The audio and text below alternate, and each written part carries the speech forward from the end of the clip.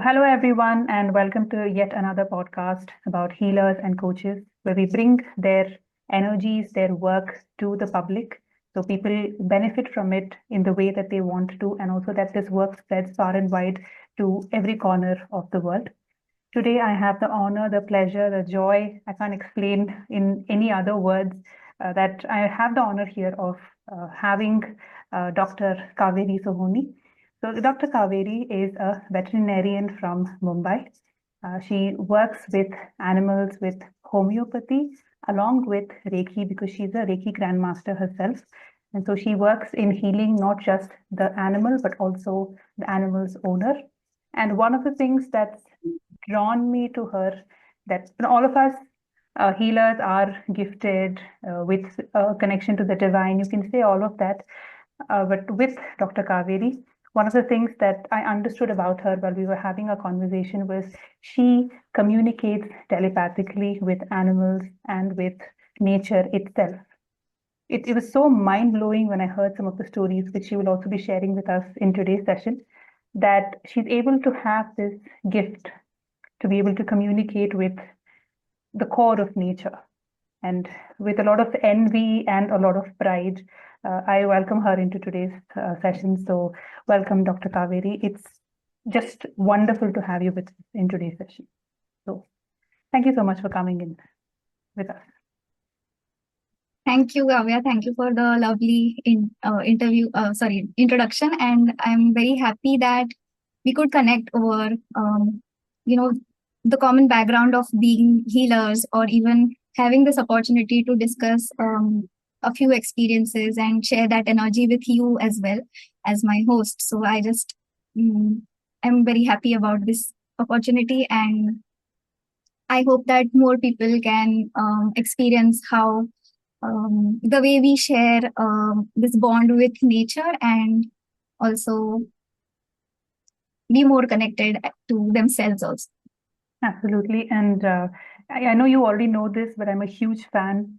I'm a huge admirer. And I genuinely feel what you hold as a healer is a true gift. And I can't say it enough. So people will get to know this as we talk further about you. So can you please tell us something more about yourself? What has been your journey, and what brought you into wanting to take care of animals? What connection do you share with animals as such? And just tell us more about yourself as you've come here today. Yes, so my journey as such, since I was a child, I had a lot of, I never had pets in the house, but I was always playing with stray animals. I was very intrigued about the dogs, the cats that lived in my building compound. Or since I was in school, I also had a few chances where, say, a bird or a sparrow or a crow and a chick. So these animals were brought inside the home just to provide them some kind of comfort, because they were found on the streets or somewhere. So these chances that just made me interact with animals even closely. And a few times we ended up going to the vet, and it was a very different experience. And I just feel somewhere that I was very inspired by those things, by seeing other vets treat a bird, or even give an injection or use the oxygen cylinder on a bird. And it was very fun. And the child in me was so impressed.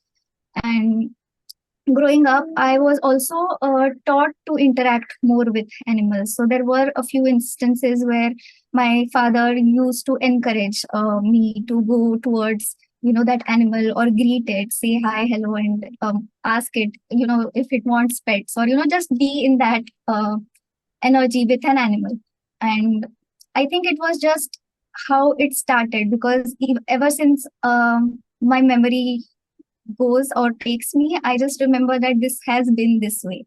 And even when it comes to holding space or respecting life of an insect, so that was also one thing that used to happen in my house a lot.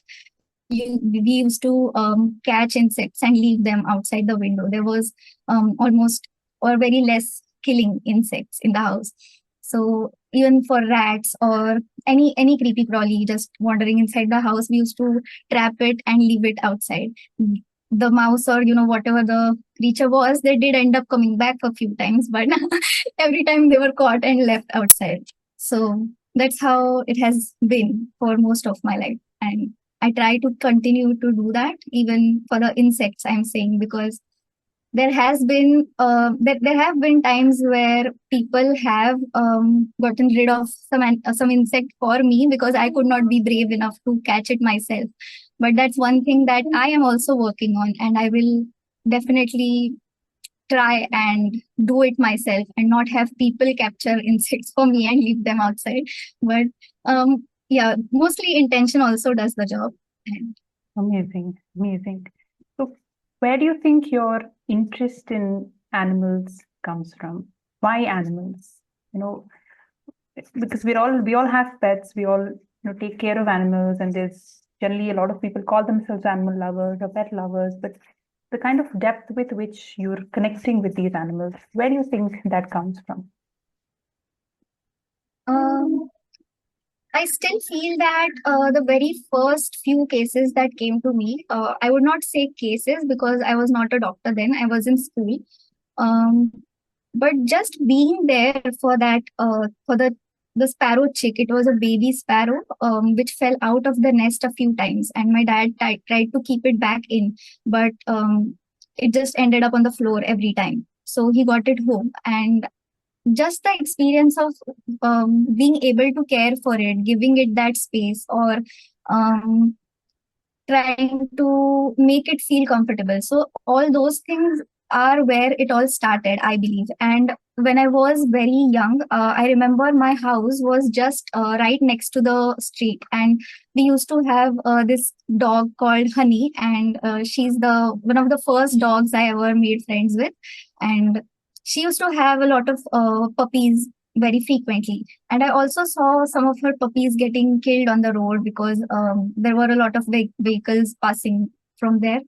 And I I did not understand any of that at that time, but I think it was there in my subconscious since then, that I want to be of help to animals, or I want to treat them, or I've also seen a few injured animals, and then I just wanted to help them feel better. So I think that's when it all started, because not unfortunately, not many people will try to help some animal lying on the street. So I saw my dad do that, and he inspired me. So I must say that he probably is the one why I ended up being a vet.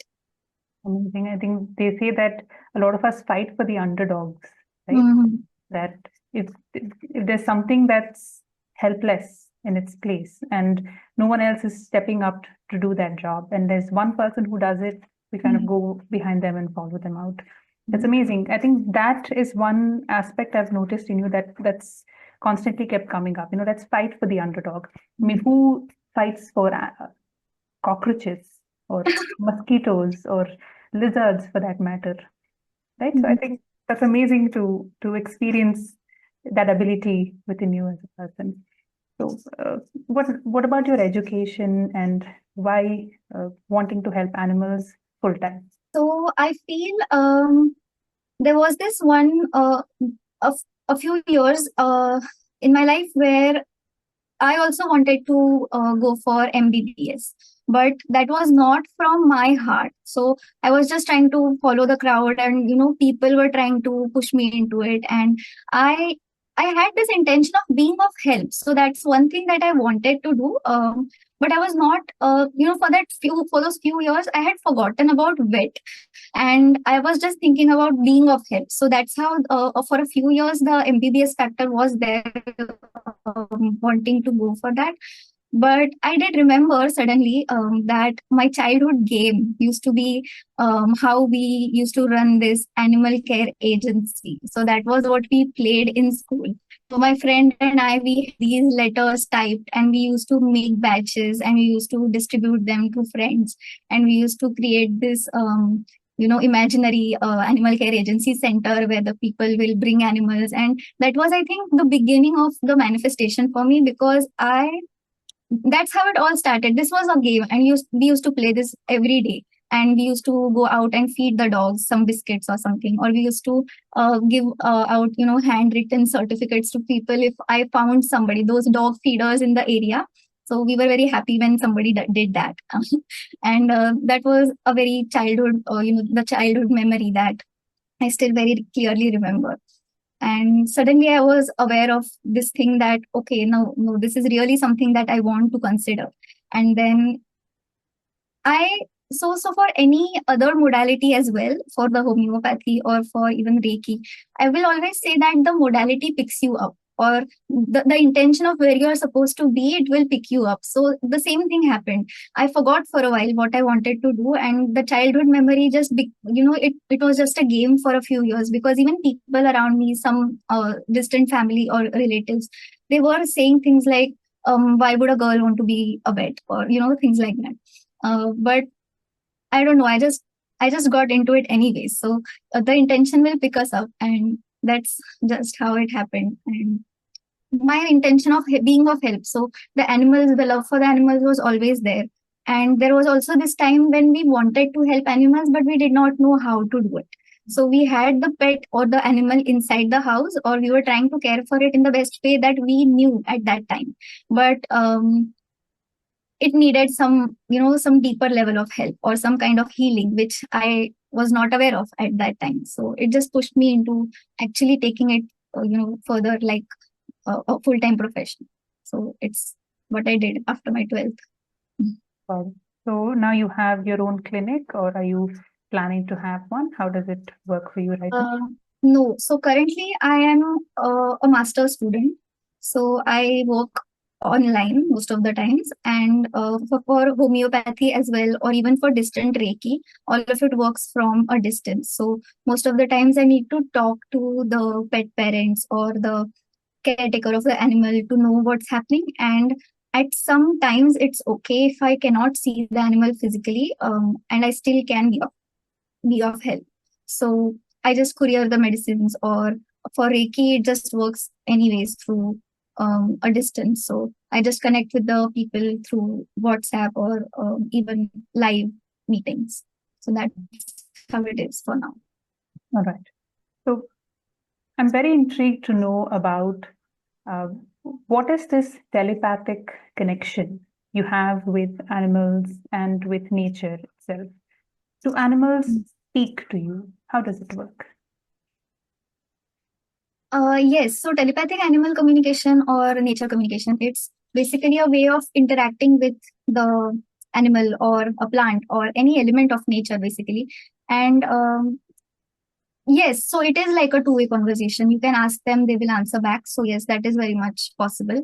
And for me, a large part of me being able to do that was also overcoming um, the fears or the self-doubt, which always will come in when we are trying to do something like this. And even as healers, any healer, I think we are all always doing it through intention and through the energies. So the physical might give you one idea, but the energy always tells you something deeper.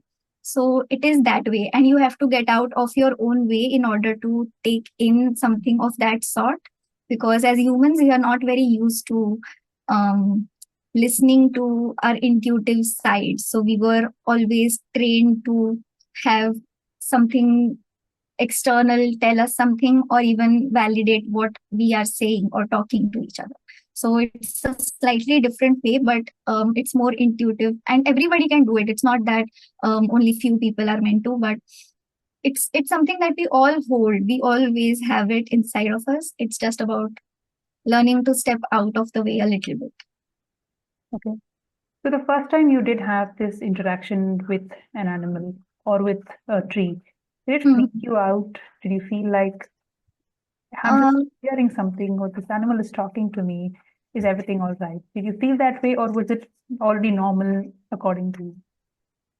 So what I would say is, it's not that suddenly it started happening. I actually learned this. So when I learned it, I did realize that, okay, this has been happening already. So for me, I think it was very normal to look at some animal and understand what's happening, or not talk to it as such, but they will always give you subtle hints. So just like how a child will convey what it's feeling to its mother even before it learns to speak.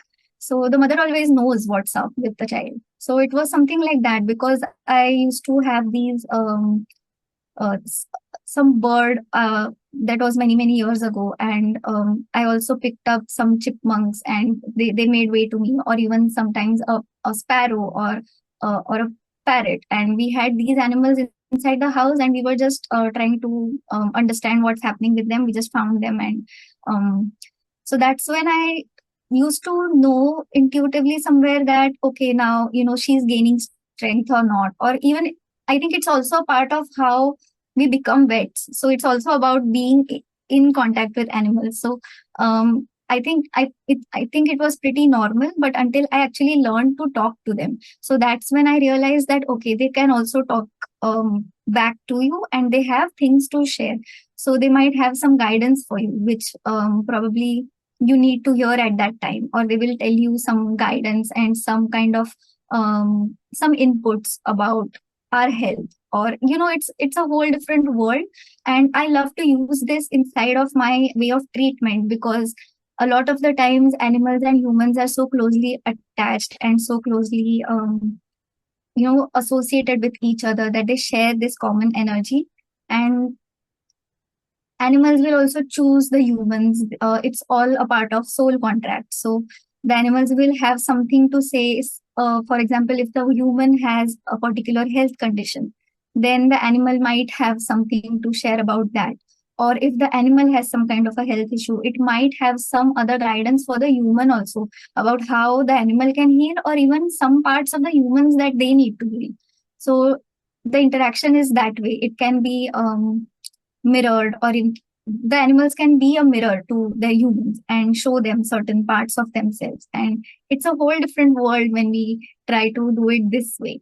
And that really interested me, and I did see how it will give results also, to relieve the animal and even to heal the human.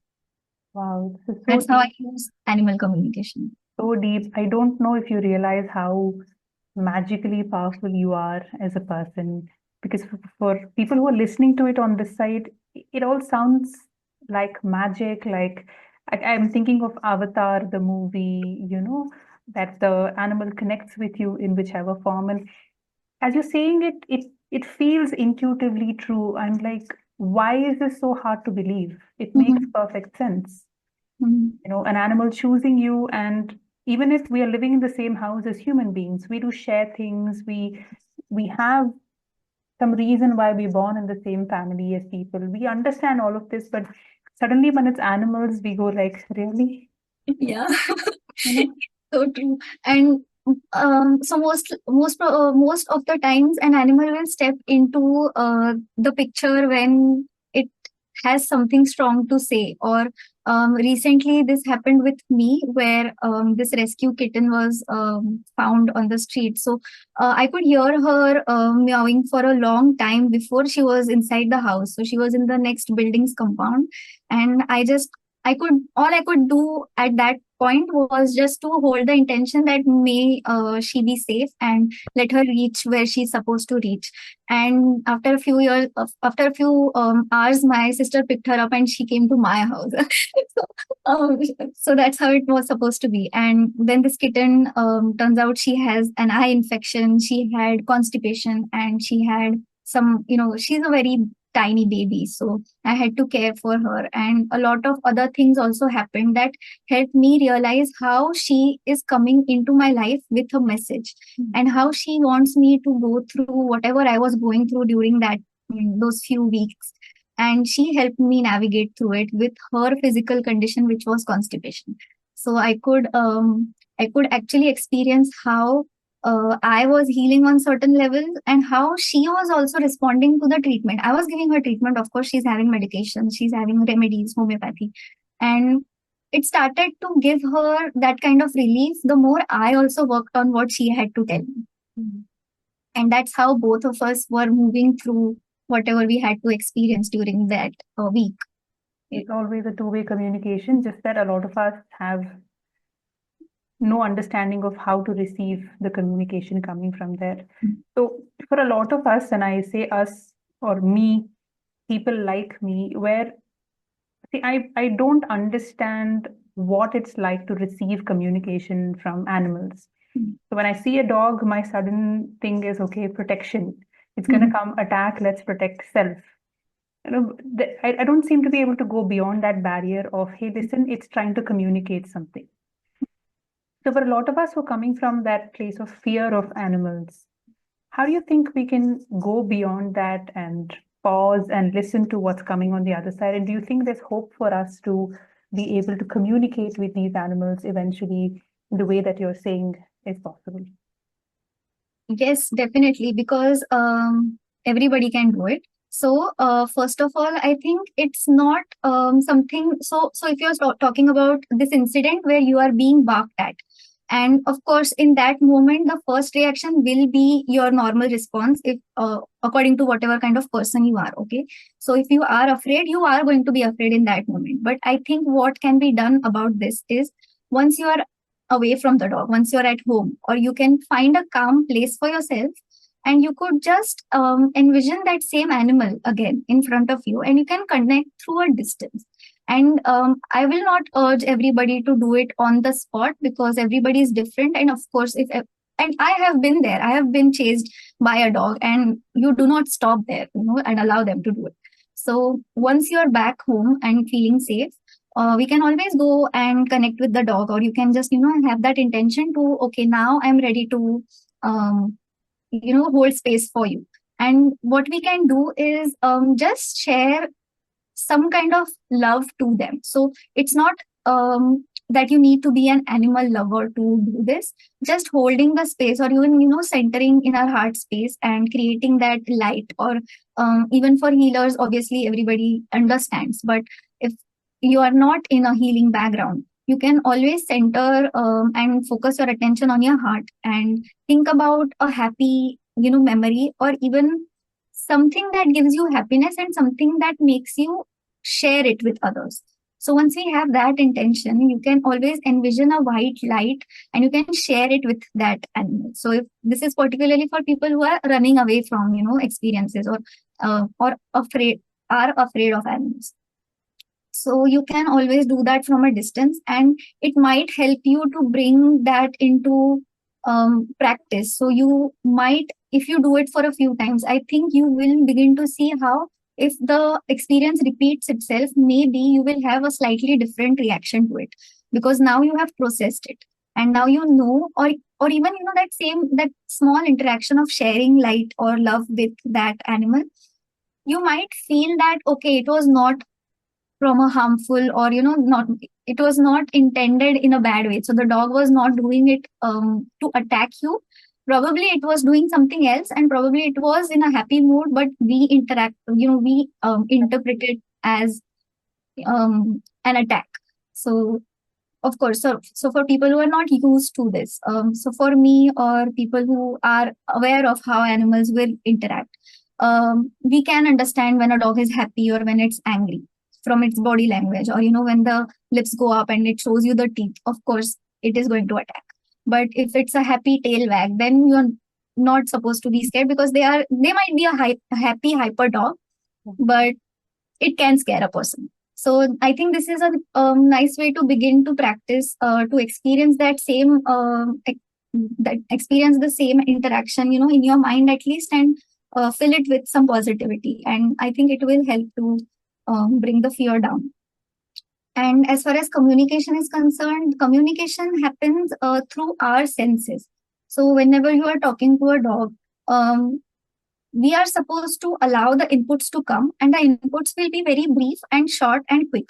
So they will come through our senses. So the way I smell, or the memories I have in my lifetime about particular smells, sights, feelings. So for example, if when we visit a temple, there's this particular feeling that we have, right? So we feel a calmness, we feel that peace.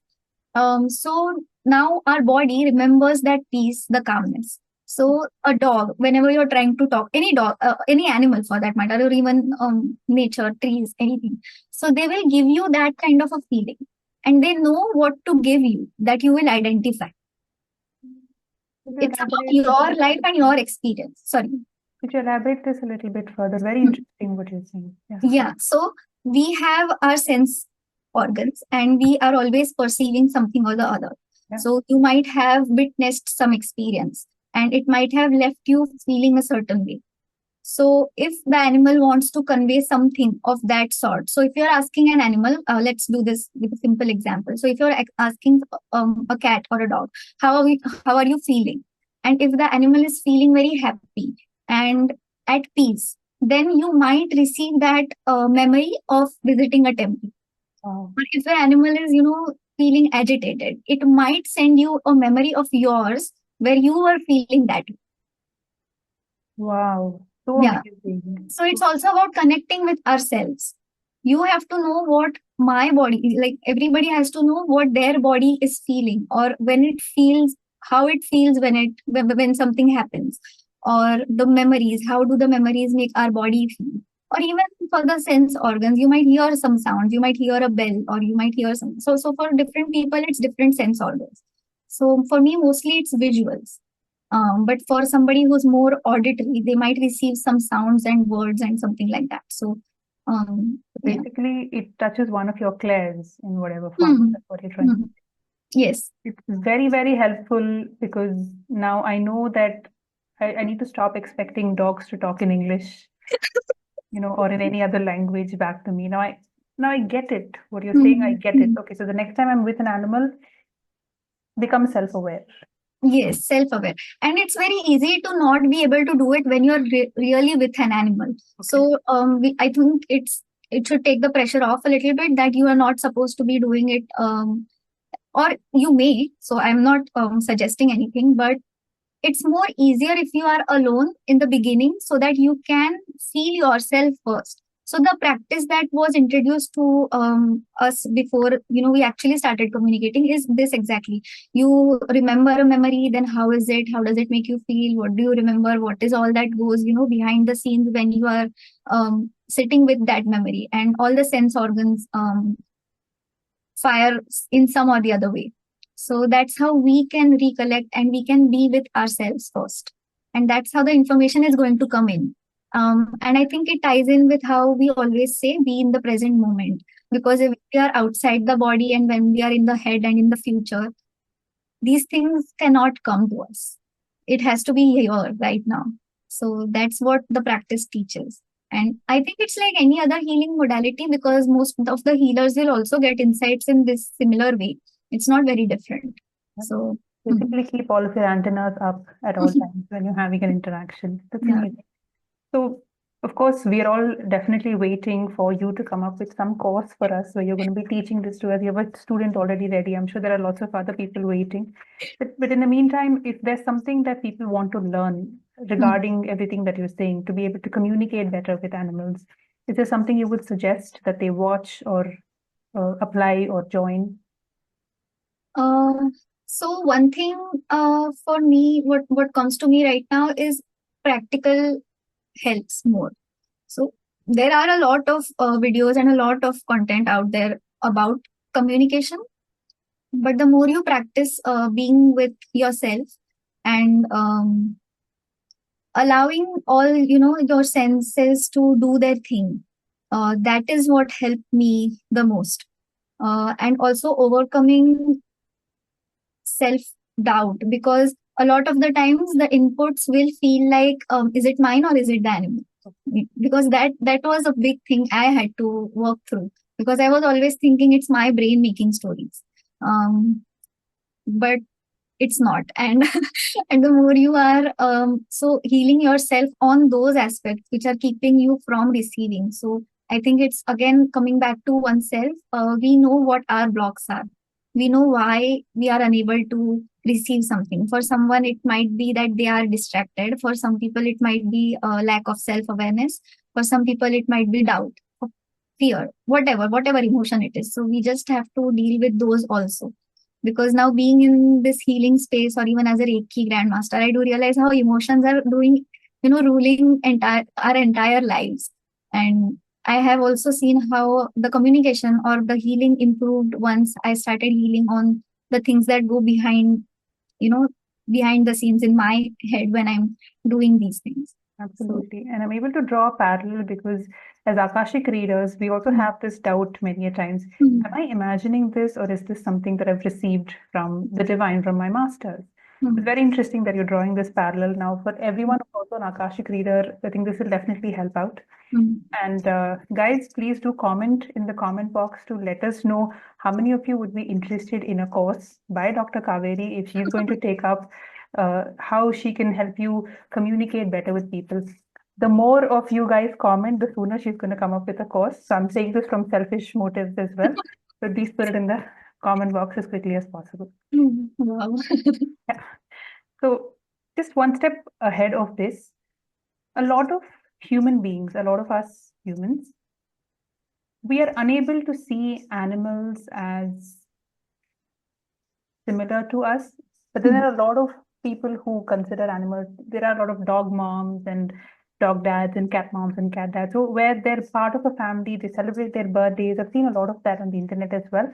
While on the other side, there's also a lot of demeaning the species because somewhere it's like master servant or that sort of a relationship that we share. So why do we have this barrier between that species versus us?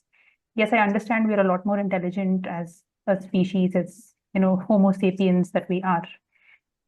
But why this looking down in terms of hierarchy, let's say, and what do you think can be done? Because that is what is taking us to the next level called cruelty. So just trying to segue into that conversation. So why do you think we see them as lower beings and eventually move towards cruelty of animals? mm. Yeah, because this is pretty deep. So what I feel is a lot of um there are people who will do everything to take care of animals or love them or share their feelings about the animal and go out of their way to do something. While on the other hand, there will be a set of animals or people who are not very loving towards animals, or even I would not say everybody must love animals, or that's not what I mean, but um, yeah, so the gap is always there. And I feel it's also about how the souls decide to interact. Uh, I used to be very triggered by people who were not loving towards an animal. And by that, I don't mean that you need to go and pet an animal. So even for me, when I say I love animals, I will not go and touch every animal. But just that respect that I am, the life force inside either one of us, it's the same. So there's no difference between how alive I am versus how alive the animal or any other creature is. So I think this part is not recognized by many people, and it's also about soul interaction. So if some animal or some human, let's say, they are meant. I think it's also about karma and how the interaction will happen, and we cannot always expect things to be up to our standards. So the people who are animal lovers. Now, there are also people who will be so willing to help, and mm, their energy basically is attracting a lot of certain types of animals. So, a certain person might attract a lot of sick animals, or they might attract a lot of trauma cases. As far as animals are concerned. So it is about how energy plays a role, and the energy of the person is creating the external reality wherein these kind of animals are showing up. Um, same goes with the animals who are being ill treated. Uh, they are sharing some kind of an energy with the kind of people who do these things to animals. So there's always this healed and non-healed part of the human as well, through which we attract this. So now that this question has come up, there will be people who are troubling animals, but then there will be this one person who will be triggered by the incident. They are nowhere in the picture. But so I used to be this. I used to be very triggered when I used to see dogs at the garbage dump eating, that stale food. So that was a trigger enough for me. But through these experiences, I also realized that they have some interaction. So now there's no other person here, but if there's another person who's ill treating an animal, they have something going on between them which made that incident materialize. But now for me, there's also some part of this energy interaction which is making me perceive that. So there's always some kind of healing that we all need to go through. Maybe I need to heal those parts of myself which are making me feel triggered.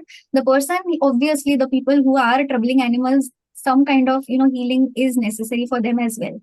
But I've also heard cases when some animals have asked people to not interfere, or there will be because the animals remember the soul of the animals. They don't forget like us. We forget why we are here, but most of the animals, they are very aware of what's happening.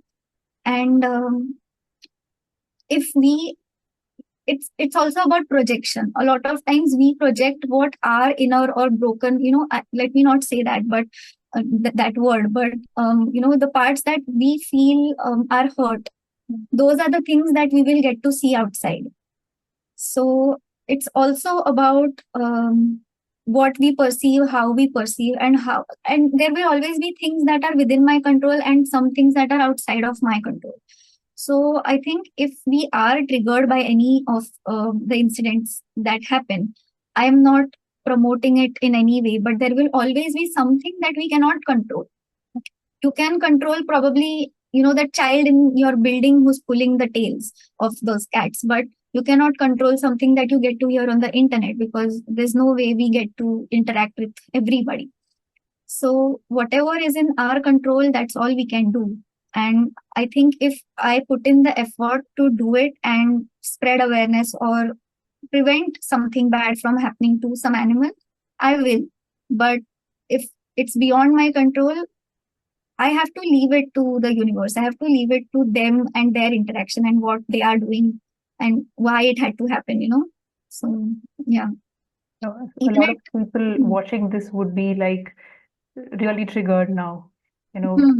Why can't we do something about it? And it's a very beautiful response that you're giving as a person. And so casually, Dr. Kaveri is telling us that me and the animal, we share the same spirit, we share the same universal energy. She's summarizing Advaita in one sentence. She's saying that for mercy, or she's saying you and I are same. We are flowing from the same universal energy. How relaxed, so carefree. You're saying this effortlessly. It's so beautiful to hear that from you. And something you said wanted me to ask you this question. Do you think animals have a purpose in life beyond the work that they do within themselves?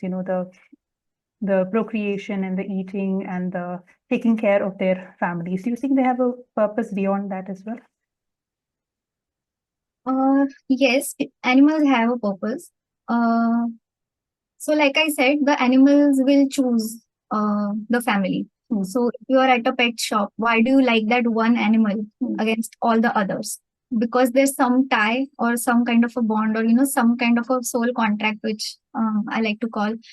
That is why you pick that animal. But it's quite the contrary. They choose you, and it's just a that divine setting where or for any experiences, or even for people, I would say the same. So as far as purpose is concerned, yes, the animals do have it might be as simple as doing some household chore, or like just being the guard dog. That might be their purpose. Or just taking care of the senior citizen in the house. So that's all they might be here to do. And even on a spiritual level, they might be there in order to ward off some kind of, the energy wise. So they will keep the energy in the house a certain way when they are with us. And they might be doing their job at protecting the family from something, or keeping the energy in the house very happy and jolly. Um, and that might be their job. So that's that's how simple it can be, and it need not be some very fancy, idea, or I don't know what, but they can have very simple jobs also. And I would always say that they will have some or the other message for the humans, and they help us be the best we can. So that's one thing for sure, because I have seen how people will change when animals come into their life. So the same people who will say, no, no, I don't like animals, or my family was also this way. But the moment we got that one kitten, the first kitten in the house, and everybody started being okay with it, and something changes, something or the other changes. So they will be there. And if it's destined to be that way, then the animal is definitely making you a certain way, and you are changing for good. I've also seen how I changed with the kind of pets that I have attracted throughout the years. I used to be slightly impatient, or I was not very happy when my paralyzed kitty was peeing and pooping around the living room. But the more I spend time with her, I realize that I love her, and I cannot be unhappy with her condition, because that's not something she's doing out of purpose. Or maybe the purpose of that interaction was to make me how I am, and was, that soul interaction again, that why is she so, why is she this way? Why is she suffering from, we call it suffering, but it's just a part of how she's meant to be, probably. And it's about interaction again. So they will change something inside, and I have changed with how she, yeah, so I've changed with her coming into my life. Wow. You make it sound so beautiful to be with animals and the kind of interaction, total fan moment for me with you. I don't know if you're receiving it from the other side, but there's a lot of fan moment coming from me. So I'd also like to understand, how did Reiki add a layer to your abilities to heal animals? Being a vet, how did Reiki add a different layer to you being a grandmaster yourself? So even before I knew something like, Reiki, the word, I never knew it until a certain point. And a few things had to happen before I even wanted to do healing. So there's this one cat who was found in the market, and he had this big wound on his thigh. And we saw him for a few days, and it was no way it was going to be healed on its own. So we picked him up, we took him to the clinic, and we did a lot of treatments for him, but it would not heal. And during this time, I was totally unaware of any kind of energy healing. But some Instagram post or some image on Pinterest or something I found, which wherein it was talking about how our palms have, can channel energy, and how energy can be used to heal somebody. So there was this activity very briefly explained, and I did it. And I did it for this cat. And I also I think that's the time when we also shifted him on homeopathy. But even then, it was very slow. But I did the practice for a few times, and I saw him 2 weeks later, and the wound was completely, almost healed. It was almost like it was never there. And that surprised me. And I was, intrigued by what just had happened, because this fellow was not healing at all with anything that we were doing, and the wound was magically healed. And that's when I knew that okay, there's some things happening from a distance. But then again, I did not know any modality. So I thought, I used to think healing, this was healing. There's something called healing. So that's all I knew.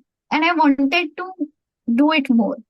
But then, I think again, 1 or 2 years just passed, and it was just a memory, and, I just carried it with me.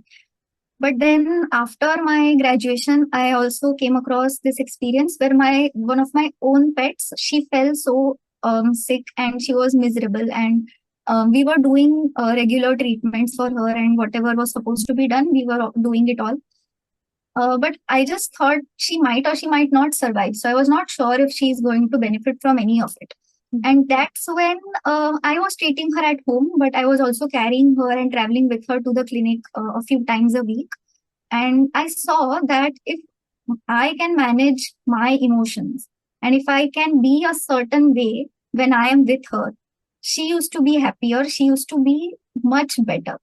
But when I was spiraling down the negative loop and I was going on those negative emotions that I might lose her, or the just that the grief associated with not being successful at treating her, she used to also feel very low, and it used to scare me even more.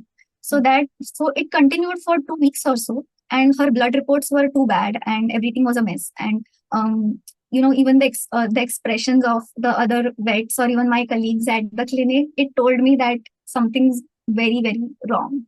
But my mother in this case, she also encouraged me that, see, it's their experience that's telling them that this report is very bad. But she told me that you should create your experience, and now you should be, whatever you want to be for her. So you keep your energies high. So that's what she meant. And I had to take that, suggestion from her, and I started working on my energy, and I started meditating with her. I started doing some kind of breath work with her, or just giving her that kind of attention which otherwise, if I am engaged in my negative emotions, I cannot hold space for her. So that's what I realized. And as I was treating her, I could actually see within a week how she improved, and how her energy started picking up, and how her report started showing improvement gradually. And that was the experience when I decided that this is it. Now this is what I want to do for the rest of my life. I want to tell this to more people, because energy of the human associated with the animal does a lot.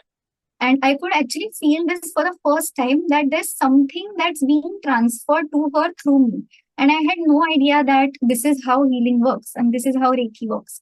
So I could experience that even before I was called to be a Reiki healer or even be attuned to it.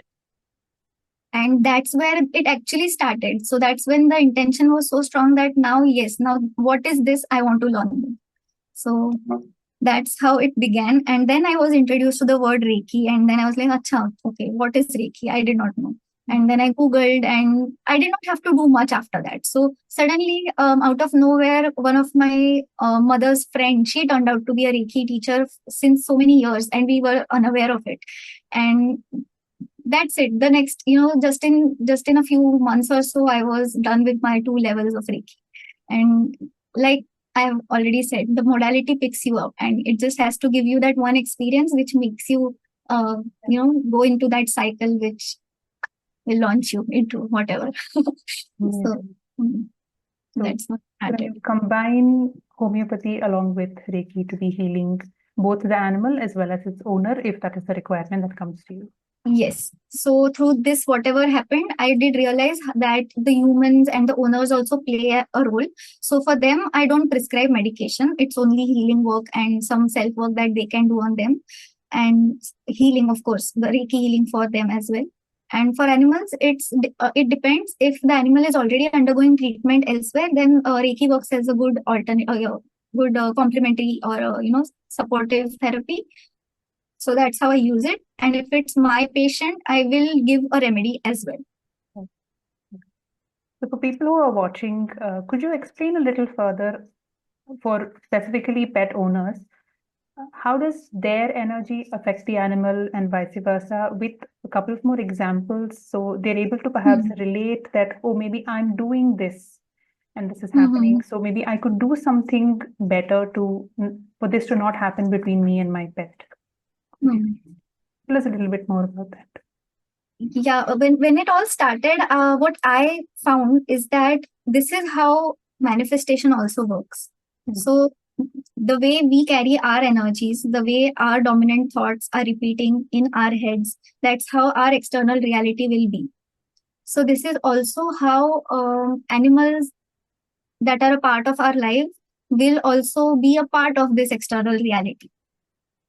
And there's also this concept of mirroring. Like I said, that the animal might have a condition which relates to the human, or And it need not be that if the cat is constipated, the human has to be constipated. It can be anything else about the human. It can be emotional. It can be any other thing about the workplace. It can be about some dispute in the family. So it can be anything. It's not required to be the same, literally the same issue.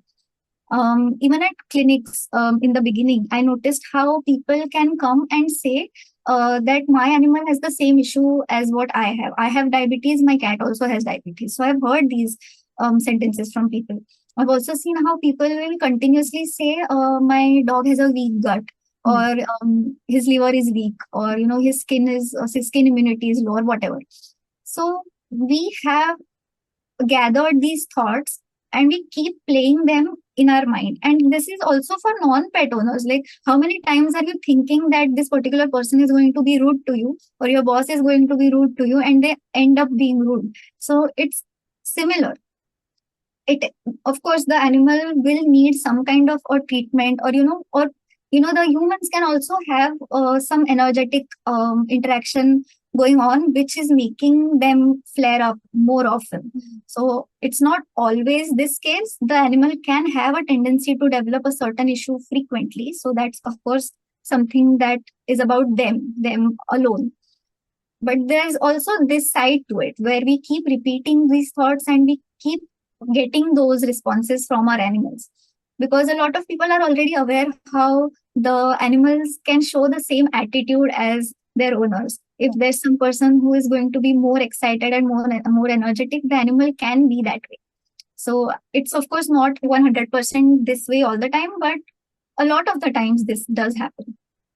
Okay, so I understand from what you're saying that the animal somewhere receives what the human is giving, either positive or negative. Yes. Do you think it's a two-way thing as well, that the animal's thoughts can affect the human in whatever form? The animals affecting the human. Right. Now, let's say the animal is going through negativity. Maybe the animal had a miscarriage, or some issues with its life. Maybe it's going through sickness on its own. You think that can translate to the human as well, that we also pick up something from the animal? Does that happen? I have not seen it, nor have I, I cannot recollect of any, incident of this sort. But it always obviously it happens, on an emotional level, that if our animal is suffering from something and you see them in pain, then it does affect our energies. So, and it's very valid to feel that way if you are going through something with your animal friends. Because I have been there, I have seen it, and just those experiences. But then I always come back to the healer side of me, which tells me that, yeah, now I also need to work on it. And that is how you will be able to help the animal. So it's not that I work on my things and my emotions and my body or whatever, and the animal is going to be free of every issue. It's just that it's just a way of giving ourselves the power to be there for them in how, in the way that they need. So there's always going to be some kind of treatment or some kind of help that you can give to the suffering animals or during their disease. But I think managing our own, core energies also plays a very important role. But that does not mean that you should not allow yourself to feel the grief, or because we see how suppression and bearing those down in our subconscious or in our bodies will also have negative impacts on our body. So processing them is what is more important. Is more important. It's not cutting off. So this trend I've seen a lot, that people will always say, many people, it's not just pet owners or anybody, we tend to run away from the bad emotions. We try to not feel guilty. We try to not feel unhappy. But that's not the solution, because ignoring something does not mean healing it. It should be processed. And that's where I think I can be of help to people who are going through this kind of a thing, because we will treat the animal, but you also need to treat yourself on what's happening in your brain. Yeah? Absolutely. So there's also the opposite of that, which is being in that positive bubble at all times, that everything is always jolly good. The minute that bubble breaks, things go extremely down that particular spiral. And I'm also realizing that for pet owners, there's no better teacher than your own pet. There's something you're feeling, look at it, it's going to give you the information that you're looking Yes. for. Yes. Okay, doctor. So could you take us through one of your sessions, a healing session? Now, let's say I'm a pet owner. I come to you and I say I have a particular issue with the animal, and somewhere you're also diagnosing that it could also be something that you need healing for. So there needs to be a combined healing for you and your pet. So could you take us through a healing session of yours? How does it work? A lot of, so this is very case dependent. Most cases will, it's a wide variety of what kind of a case I might get. But if there is this component where the human is also, because earlier in my Reiki days, I used to see that animals are responding, animals are pretty happy, and they are, feeling better with, 3, 4, 5 days of Reiki. But the owner is on a completely different thought process, and so this is very common, and it's normal, it's natural that you want your animal to start eating at once. But if they are not feeling well, they will not eat in 1 or 2 days. You have to give them time. And so there's also this aspect which is required to be developed is we need to look at the animal and see how they are feeling. So most of the times we end up in the end goal so much that if I have a sick animal, he stopped eating, I want him to start eating. But if the animal starts eating, but if he's not feeling well, are you going to be okay with it? So we want the animal to feel better first, and then, start whatever that end goal is. So we want the animal to start eating, yes. But then there will be people who will tell my dog to cooperate when I give him the medicine, or tell my dog. that does not happen. But we want the animal to start behaving like themselves. If the animal is just sleeping and just feeling weak, we want them to start moving a little bit. Then a few days down the line, we want them to start asking for a little bit of food, or just some kind of signals that make us know that, yeah, okay, there's some improvement happening.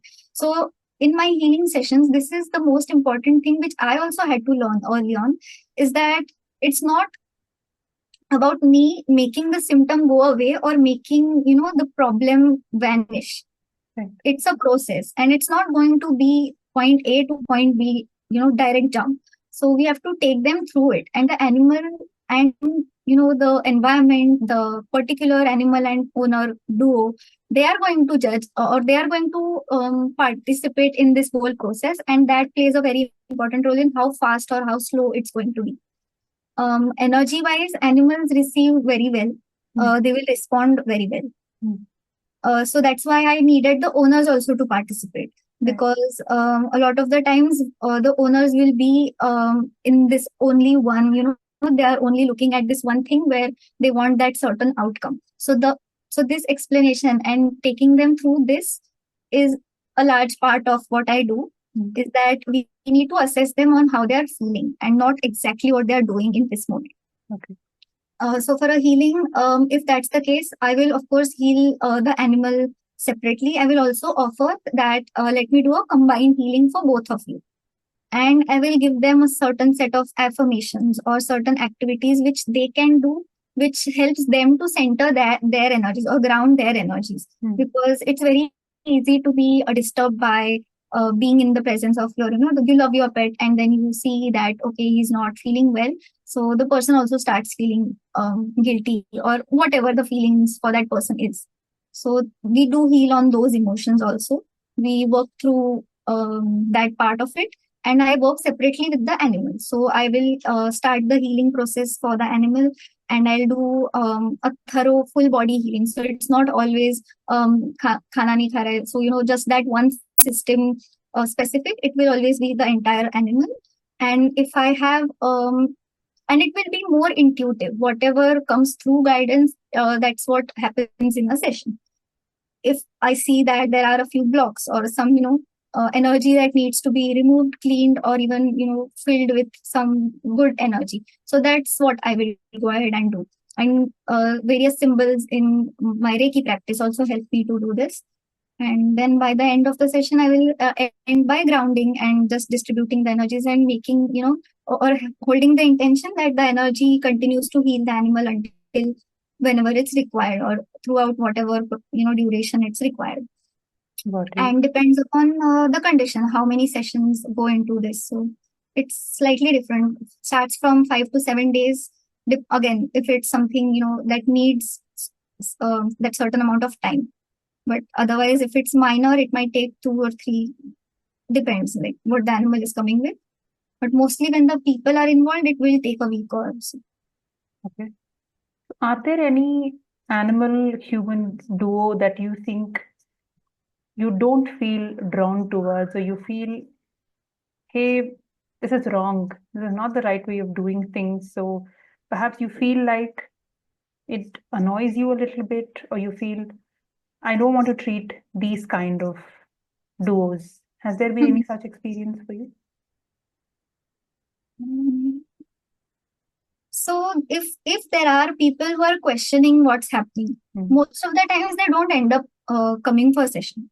So it will just be a discussion, and then they'll decide that they don't want it, or because I think so. This was not intentional, but I have that kind of a intention for whatever I do, that if it has to happen for the highest good of the people, then let them, let us share energies together. But otherwise, no, I cannot remember any such incident where I was not, feeling like it, because mostly intuitively we will know if the people are ready to go through such a thing. Sometimes some people will opt out of it. They will not want to participate, but they will be happy with me only healing the animal. Then that's also fine, because ultimately I love to do what I'm doing. So it's not a compulsion that I can put that everybody must go through this process. If it's only for the animal, I will do it even then. Okay. Okay. And I've heard you mentioned this earlier as well, that you also help animals transition.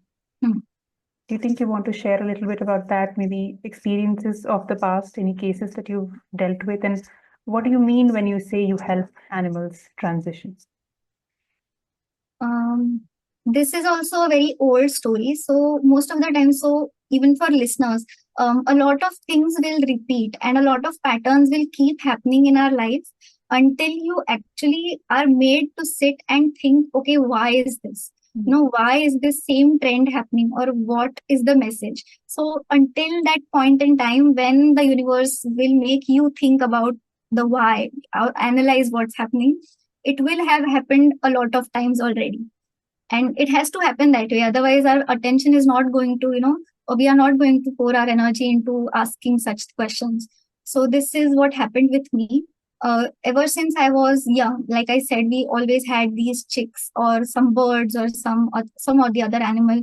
Also pick up animals like these rat babies. I pick them up from the street, and I bring them home. I do everything, and this was my common experience. So I used to take care of it even when I was not a vet. All I could do was just follow instructions. What I've been told, feed them this, how much to feed, what drops to give. I was doing that. But still, for some reason, a lot of animals ended up passing and not making it through or not surviving. As I was almost, done with college, even in that phase, I did have these cases that used to come. I used to bring them and do some or the other thing, give them a remedy, or feed them water, or just do something for them, and that was it. So that was all the interaction we had, and then they used to transition. So I was made to sit and think about this, or even during normal conversations with my parents, I used to say that why is it so that even when I am a vet, why is this that all terminal cases come, or why is it that I cannot be of any use to them or treat them? These rescue cases, certain cases, some other birds did come, they recovered, they flew away, but this stuck with me. Is why is this happening?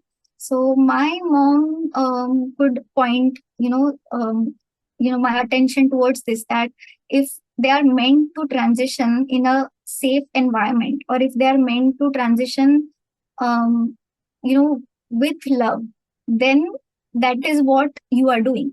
So it's not necessary that all animals will be coming to you to feel better, they are coming to you because they are happy in this place, and from here they can leave. So it's almost like a portal or some sort.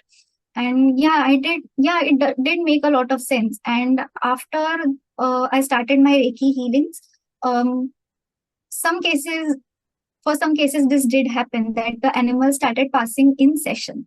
So for some cases that I was treating myself, or even for other people, which is a distance healing, I will also these animals did come to me where the animal was feeling, looking okay. Nobody could say that he's going to transition, but it did end up transitioning just after the session. And these things started happening more.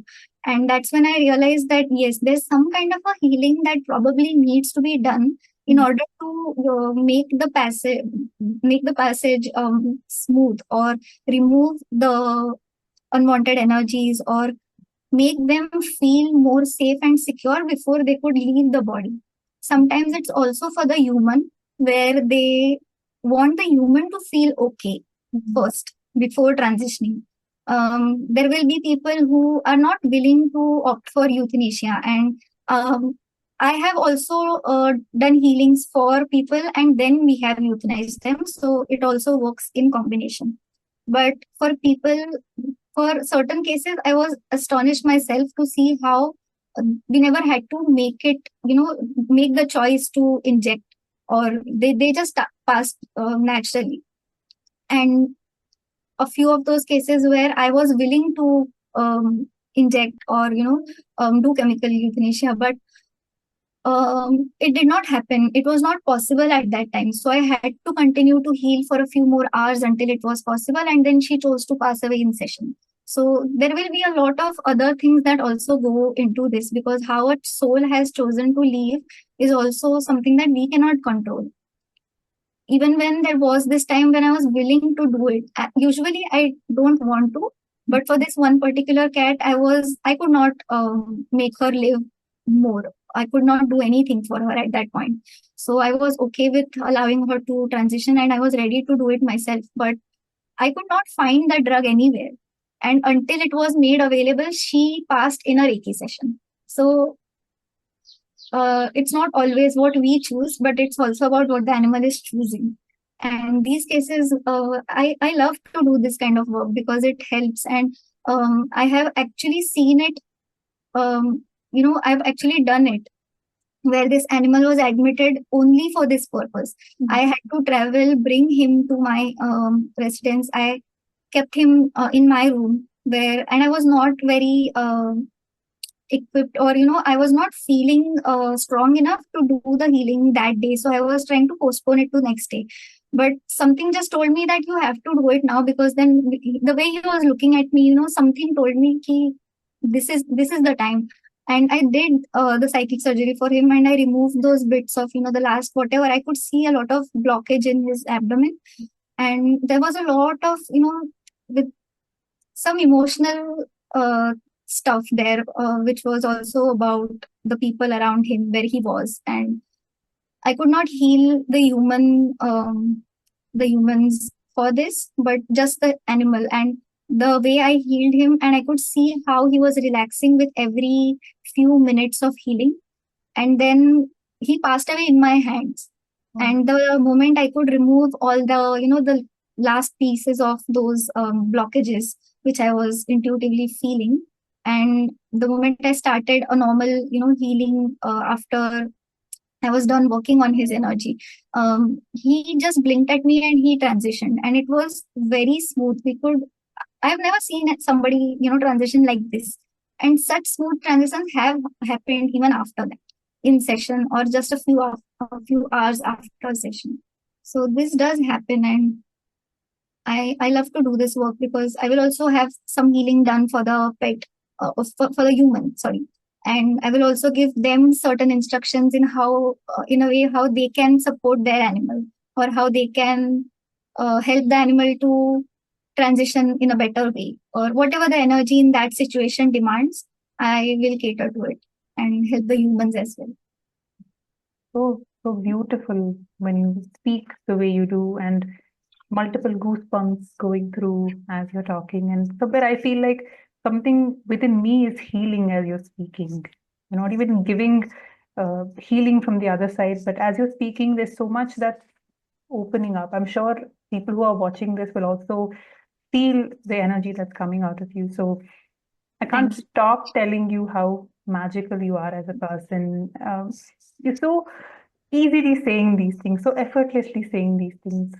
It takes people so many years to realize, as healers, the kind of help we can give to people.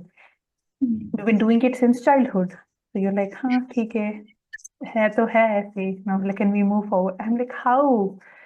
And I can't No, stop fangirling. with every case, there's something I also get to learn because everything is different, and I enjoy doing this kind of work. And it really helps me and it heals something within me because even in the very early days when I was just beginning to learn about any, my anything out of my syllabus as such, um, I did realize that the interaction is not just about me healing that animal or even treating with any normal drug. It's not just me treating the animal. Something in return is also helping me shift in some way which I could not identify during those years. But it has to build up enough to make us realize what we are actually here for. And that's how I could see my purpose also unfold with all these cases. And as a part of the journey, I could realize that, yeah, I am doing something apart from just giving a medicine, because energy is also a medicine and we should be looking at it as a form of medicine, which probably is not very well received at this point. But for for the people who are meant to go through it, it will always be available. So that's my intention and it helps. Mhm. Do you know of anyone else in the field of being a vet who combines energy work along with the drugs that they prescribe? There are a few who are healers, but I don't know how much or how much of their treatment plan uses the healing modality for Mm. animals. Mm. But there are also these forms of healing where acupuncture is pretty known, Right. and it also is based on the principle of energy flow and chi. So that is pretty famous in vet, which many people will opt for. Okay. And again, homeopathy is also being used because it's also almost like energy medicine, but you're actually giving medicine. So it's somewhere on the you know in the middle. But I don't know how many people are using just this. Right. Yeah. So I'm only using homeopathy and Reiki. So if I have a patient come to me for treatment, not for complementary or supportive healing, which is Reiki, uh, then I will go ahead and prescribe homeopathy. That's my first instinct to pull out a remedy and then go ahead with the healing. So yeah, but these are the only two things that I'm using for whatever condition. Okay. And I'm sure a lot of vets would not have any idea that there are people who heal the owner and the pet in Mhm. these methodologies. So I think some very huge responsibility sits on you for the kind of awareness that's required. And as also an entrepreneur, I'm seeing in how many ways this can be made available to people in terms of you could run courses for pet owners, how you can take care of your pets. You could run courses for vets who can do energy healing along with the work that they're doing. You could run courses for normal people wanting to connect with Yes. the universe in whatever form. So I'm seeing so many ways in which this can pan out as learnings for people as they go forward. So what are your thoughts? How do you see this going forward for you as a journey? Uh, I think most pets are already aware that there's some interaction happening, but or how the animals and how the owners do end up being like each other in some or the other way. So this is common. It's not that only I am experiencing this, or yeah, but I actually use the humans to create that kind of change in the animal or make them heal, because somewhere my intention is also not only treating pets or animals, but I want the humans also to be in touch with themselves more or heal in some or the other way, or at least know their power and know how much change they can bring about in their body and their life. So this is also one thing that is parallel, and it's equally important to me that more people heal themselves. It's okay if you don't have pets or any animal interactions, it's fine. But I want to be available to more and more people also, and heal them or help them heal themselves. So that's my intention. And I want to expand more on this concept where the humans and animals are also healing together. So with some of the other treatment going on for the pet, which is absolutely important, necessary. But I really enjoy it when people are also experiencing how the transformation how them transforming can help their animals. Because again, some animals with constipation, or even my one of my cats who has a stone in her bladder. When it all started, it was a chaos when it all started. But the more and more she stabilized, I could see that she has something to tell me, and the way I was healing myself on whatever I was receiving from her, she also improved. And a lot of my fears, a lot of my blocks, or whatever I was carrying in my energy, I could heal them, and I heal those things, and I could shift my energy. And it helped her to be stable pretty quickly. And that's how these experiences kept coming on. And I did realize that I have to be able to share it more with people, because this is going to be common, this is going to be experienced by more number of people, where the physical issue is actually making the human heal in some or the other way. And there's not, the healing is a continuous process. So it's going to continue for a lifetime actually. So the more I can introduce some healing to the humans, they are going to keep doing it for the rest of their lives. And even if, again, pet or no pet does not matter. It's for everyone. To keep healing for the rest of your life so you can be a much better person on the overall. That's the idea. Amazing.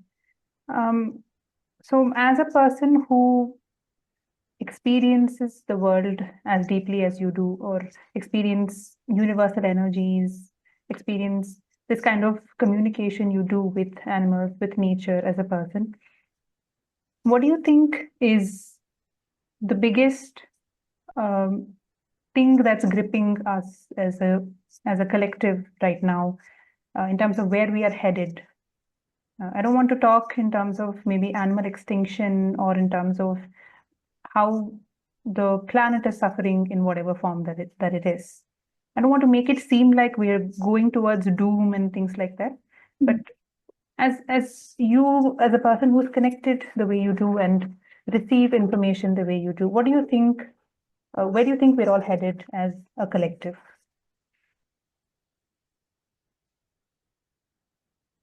I used to be of the opinion that things are heading towards the wrong direction. But the more I started healing, I could also see that a lot of awareness is coming up regarding these modalities. Because especially after the pandemic, there are a lot of people who realized how healing, or how the mind body connection, and how universal energies, or whatever you can call it, label it anything, but these things have something to do with how we live and how we heal, or how we feel. So I think my opinion slightly changed in a way that I could see that more people have the potential of actually doing this for themselves. And I don't mean to say that everybody should be more vocal about it, or go out and teach 10 other people something. But I also know that if I am able to cause some shift in one person, he's going to share it on to other people, and it's always going to amplify. So the way I have seen the number of healers come into this zone, and the way I have made connections with people during this 1 year, my perspective changed, because a lot of healers are doing so much good work, and so many people are transforming, and this is going to keep on increasing. So somewhere I feel that there is positive change also, because it's about our mindset, how we think, and suddenly something happens and I was transformed and I could see some people differently. I could see people as divine people. I could see them as divine forms of energy, which I was not aware of before this. So the more we can cause, those kind of experiences in more people's lives, they are also going to start seeing the world in this way. And many years down the line, this will create some big effect, is what I feel. And as far as extinction, uh, I have tried to ask this question, and the slightest thing that I received is, this is slightly beyond what I can talk about, but just one input that I received is that there's a lack of love that we put into the planet, or there's a little bit, there's this lack of love we give to each other, or everybody, because we can relate to this. We are all living our own lives. We are disconnected from each other and the nature, and we're disconnected from ourselves also. So the more love we can pour in, it will help to create a happy environment. And now I don't know how this exactly applies to the species that are gradually getting wiped off the planet, but somewhere we can always have that intention to give in more love, because the give and take, somewhere it's disturbed, and if we can find a balance in that, it might help on a grand scale, which is just a initial thought. But I think that question really helps me to go deeper into it and connect with maybe nature and ask for guidance regarding that. So let's see what So this comes. tells me another podcast is coming up soon with Dr. Kaveri for sure, as she gets Everybody, more. everybody can ask on their own level and do their job, or whatever you guys can receive as inputs for this question. Maybe we can do that. Definitely, that the stronger we tap into Hmm. Eva that we can, I Yeah. think the better we all get the response that we do. So now you're almost about to complete your master's, Hmm. and you're also a Reiki Grandmaster. What's next for you in terms of your learnings as a person? And you also want to talk about mentors that you're going to be associated with. Hmm.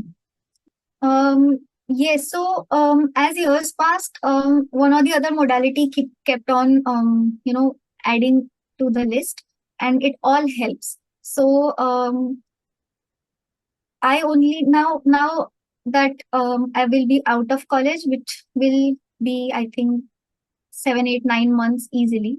But what I have, my vision for the later part of my life after I'm done college is that I want to continue to spread more awareness about this scene, and I want to keep on having more people participate in healings, or know their own selves. And it's all about how the right people will be attracted at the right time, so that will be there. Apart from that, I am also very interested in um, going deeper with this connection that I feel with nature. So the more I spend time doing these activities, the more I am going to find, my soul happiness there, because that's where I feel my best. And the more I keep doing these things, that's the only intention that I have for now. And I know there will be few other modalities that I will be doing. So yeah, so the modality will pick me up. Just like how Reiki did pick you up Yes. the way it did. So the reason I asked is because I just want to take the moment to genuinely thank the mentors that we share in common, Amrita Panal, for the kind of person that she is, the kind of healers that she has in her community. And I mean, you guys know, you've been seeing it in the last couple of weeks, the kind of genuine love I feel for her. So I just want to take a moment to pay my gratitude to her for being the awesome person that she is. And I'm sure you feel a similar way about her. Anything you want to share about her? Yes, absolutely. Ever since I have, so this is again the same thing. I'm going to repeat that her intention picked me up. So that's how I like to look at it. that she has such high intentions for all of her students that I just know that she's going to easily share whatever she has to share, and it's going to create that ripple effect which I was talking about. So that's exactly what I meant, and that's what I was thinking about when I was saying that is the ripple effect. And she inspires me so much, and the kind of connection that I have um, built with her just through a few months, it's tremendous. And that's what I want to do more for the people who will connect with me on my individual level. And she's the best. Amrita, we love you so much, and Yes, we love you. keep inspiring us and hand-holding us through this process. Yeah. So as we come towards the end of the interview that we've been having so far, any last thoughts that you have as a culmination of everything that we've spoken about? What are some last bits of information you think you'd like to share with our viewers? Any things that they can do forward, or any shifts in their perspective? How do you think you want to part with people who are listening to you right now? Yes, so the tiniest thing that we can do to begin, or for healers or even for non-healers, healers are mostly already into a lot of practices that help to connect with nature, but we can for sure have that one intention to attract more experiences that help us evolve in the best way. And sometimes holding that intention can mean that you attract some kind of some problematic situations. Because that has happened a lot of times, that I end up having one intention, something dramatic happens, but the result of that was what I intended for. So this will keep happening. And even when it's about connecting with nature, we can always have that intention to be called to those kind of experiences. Or even if you feel like you are drawn towards a certain tree, a certain plant, a certain animal, we we tend to have some intentions, but then we tend to dismiss it when we are actually supposed to perform the task or actually go and do it.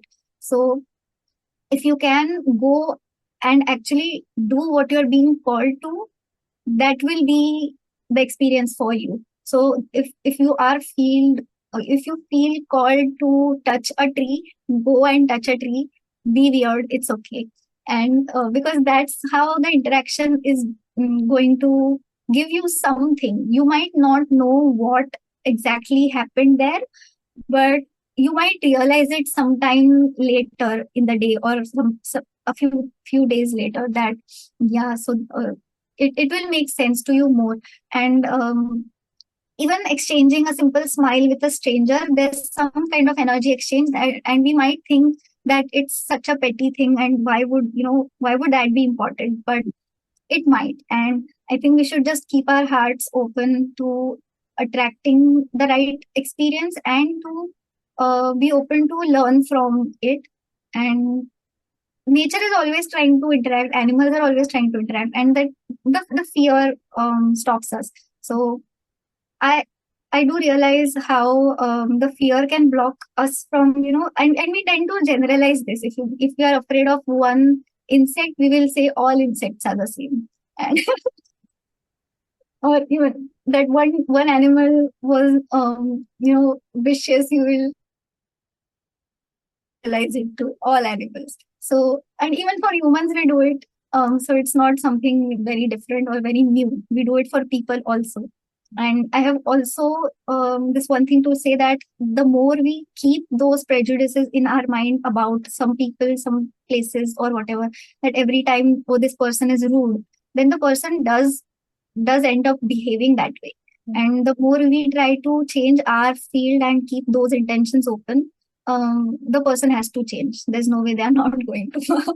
Absolutely. So very true, so very true. And so many nuggets of chata truths on the face. So thank you so much, Doctor. It was a genuine pleasure to have had this conversation with you. And I'm going to keep repeating it, even if the viewers are getting bored. A genuine fan.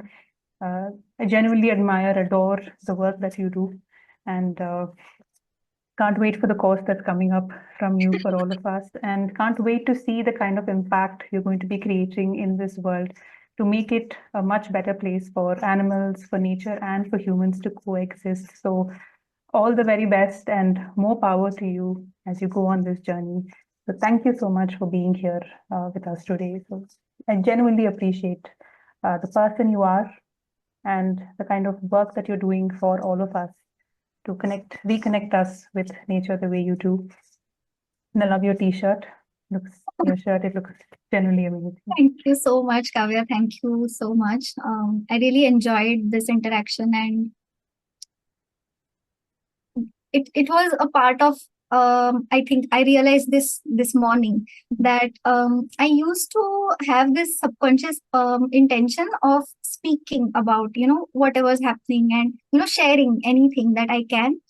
And I used to have this internal dialogue where I was talking, I was speaking about what I do, but it had to be in this way, it had to be this platform, and it had to be through you. So this is also something that has manifested, and I'm very happy about how it all turned and how we could connect, and all the people who are also watching.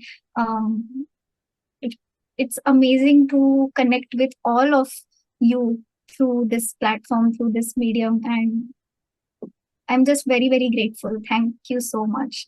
I'm very happy. Thank you so much, Doctor. And for anyone who would like to have a conversation with Doctor, I'm going to be sharing her Instagram ID with her permission in the chat. And if she gives us permission, we can also have her phone number, but you can always chat with her on Instagram to see if there are any issues you would like to get her help from. And thank you so much to all the viewers who watched this video with us today. And see you again next week for yet another healer, yet another coach who's going to inspire our lives and make us move towards the best version of ourselves. Thank you so much and take care.